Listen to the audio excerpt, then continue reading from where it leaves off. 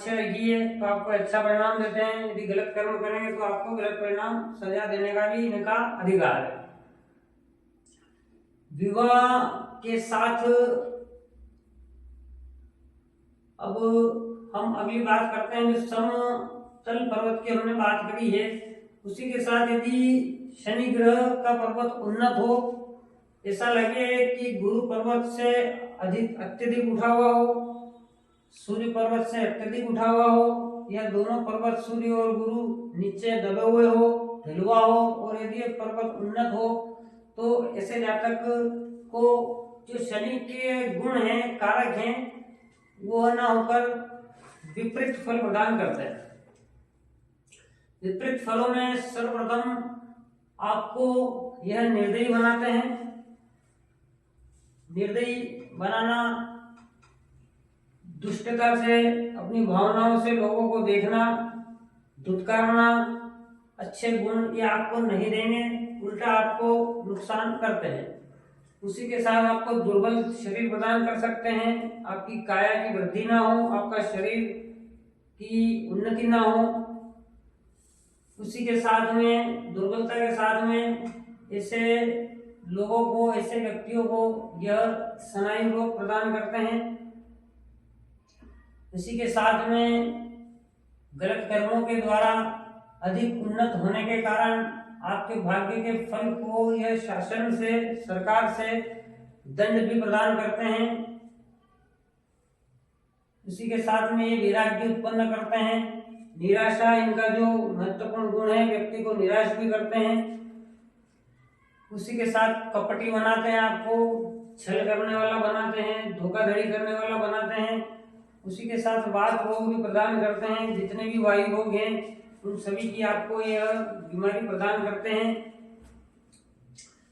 इतने जो कारक यहाँ मैं बता रहा हूँ, ये आप समझे सभी आपके ऊपर लागू नहीं होंगे, इसमें कोई एक या दो या तीन कारक आप तक लागू होंगे, क्योंकि प्रकृति का नियम परिवर्तन पर है।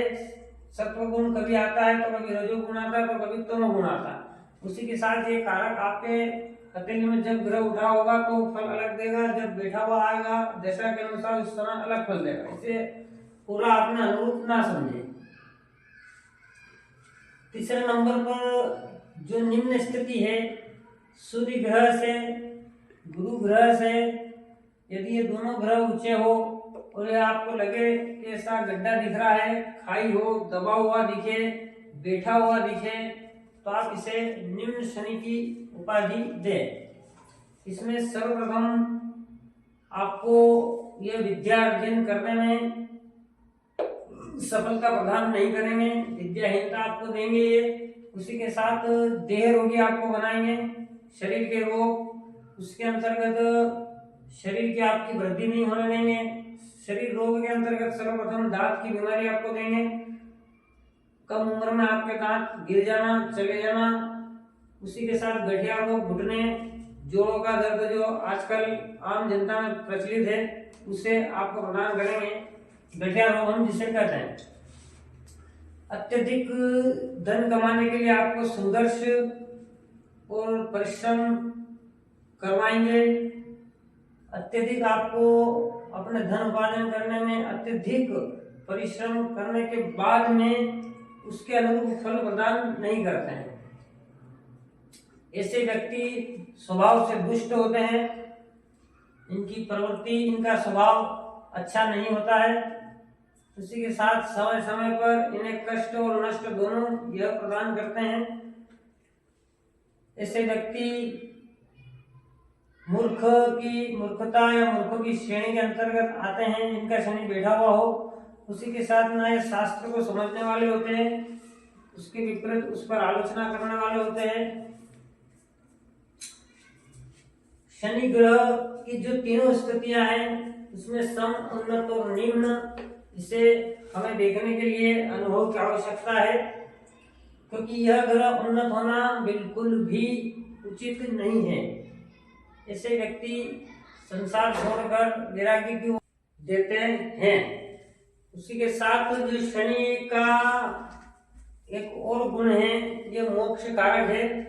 आपके सांसारिक बंधनों को काट कर आपको मोक्ष की ओर गति करने के लिए प्रेरित करते हैं। इसे हमें अपने जीवन में डर की बजाय, भय की बजाय इनके अच्छे गुणों को अपनाना चाहिए। जो ईश्वर ने प्रकृति का विधान बनाया है कि सर्वप्रथम बीज पहले आएगा, उसके बाद में वृक्ष का तना बनेगा, उसी के साथ उस पर पत्ते आएंगे, उसी के साथ उस पर फल लगते हैं। तो इस नियम को हमें अपने जीवन में समझना चाहिए कि पहले जो किसी भी कर्म के लिए हम प्रयास करते हैं उसका सर्वप्रथम हमें बीज बोना होता है। बीज के बाद में ही वृक्ष बड़ा होता है, उस पर फल लगते हैं। आप यदि ऐसा समझते हैं कि सीधा फल आएगा तो ऐसा प्रकृति में संभव नहीं।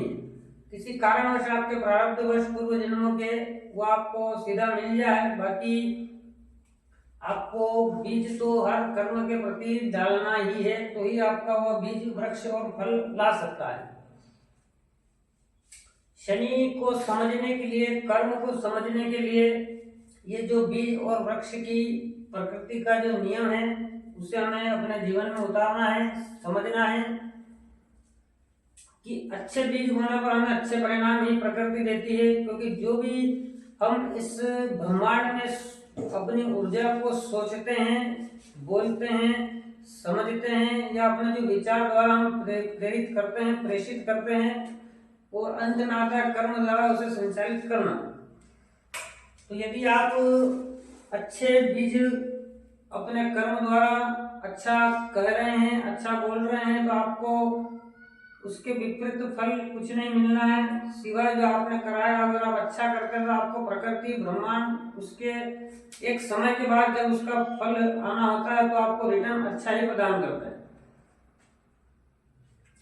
तो कर्म यदि आपके शुभ हैं तो शनि आपके अनुकूल है, यदि आपके कर्म आपके शुभ नहीं है तो शनि आपको कभी भी शुभ फल प्रदान नहीं करते हैं।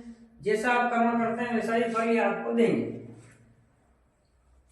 इसी के साथ में शनि जो ग्रह है इसे हम न्याय प्रिय ग्रह कहते हैं। यह हमें समय समय पर अच्छे फल और बुरे फल दोनों प्रदान करते हैं। इनकी जो आगे हम रेखा की बात करेंगे, शनि ग्रह की जो रेखा है वो होती है भाग्य रेखा, प्रारब्ध रेखा, जो कि जहाँ तक वह रेखा आपको हरा सिग्नल नहीं देगी वहां तक आपके जीवन में कोई भी मंगल कार्य, कोई भी खुशी आपको प्रदान नहीं होगी। इसलिए शनि ग्रह बहुत ही महत्वपूर्ण ग्रह है। इसे हम आगे एपिसोड में और समझने का प्रयास करेंगे। उसी के साथ में शनि की जो तीनों स्थितियां हैं, सम, उन्नत और निम्न, यह हमें क्या फल देने वाली हैं, क्या नहीं है। आप एक बार इसे बोर्ड पर पूरा देखें ताकि आपको एक एक शब्द व्यवस्थित रूप से समझ में आए।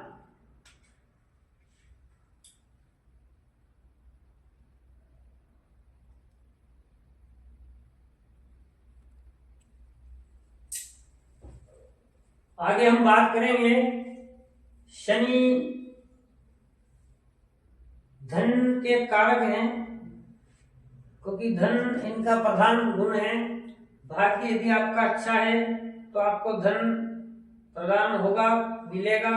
यदि भाग्य आपका अच्छा नहीं है तो आपको धन से भी वंचित रहना पड़ सकता है।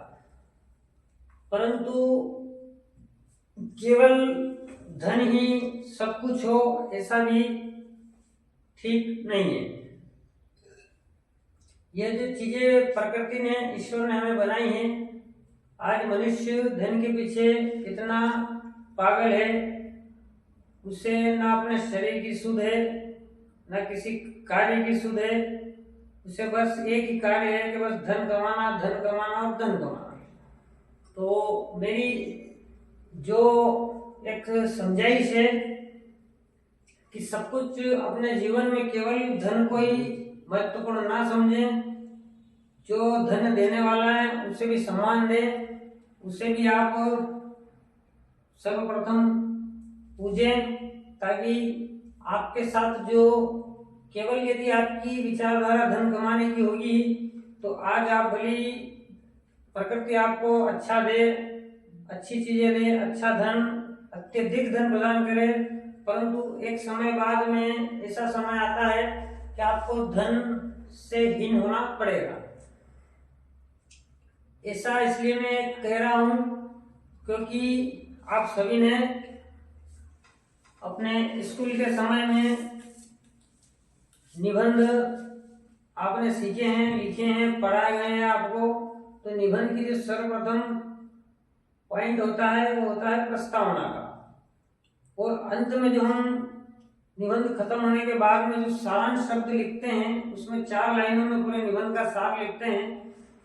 उसी प्रकार आप इसे ऐसा समझें कि यदि आपकी ऊर्जा प्रतिदिन केवल धन के प्रति है, ईश्वर के प्रति नहीं है, केवल माया के प्रति यदि आप दिन भर अपने शरीर को थका रहे हैं, रात होती है, सुबह उठते हैं, बस धन कमाना, धन कमाना, धन कमाना, तो 10 साल, 20 साल, 30 साल यदि आप अत्यधिक महत्व माया को देते हैं अपने जीवन में, बजाय माया बनाने वाले को या ईश्वर को,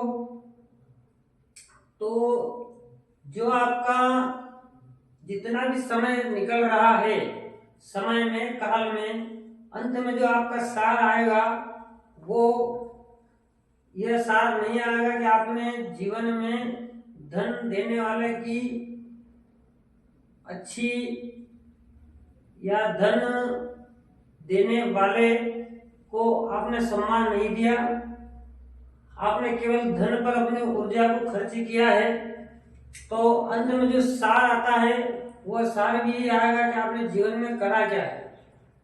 आपने ईश्वर को अत्यधिक महत्व न देकर धन को अत्यधिक महत्व दिया है, तो आपको अंत समय में ये धन से वंचित भी रखने का कार्य करेंगे। इससे आप फैक्ट ही मानिए, क्योंकि अंत में वही आएगा जो आपका सार होता है जीवन का, उसे आप समझें। इसी के साथ में शनि ग्रह जो है बहुत ही धीमा ग्रह है, 2.5 साल एक राशि में यह चलते हैं, उसी के साथ वक्री भी होते हैं, आगे जाना, पीछे आना। वक्री शब्द का अर्थ होता है पीछे लौटना। सबसे धीमा होने के कारण यह हमारे भाग्य में देर से हर कार्य को संभव करते हैं। यदि आपके हाथ में अच्छी स्थिति में शनि हो, शनि ग्रह हो, उसी के साथ यदि सूर्य भगवान का स्थान भी अच्छा हो, सुडौल हो, व्यवस्थित हो, तो ऐसे लोग राजनीति में खूब चमकते हैं। ऐसे लोग रणनीतिकार होते हैं, राजनीतिज्ञ होते हैं, इन्हें शासन से अत्यधिक लाभ होता है।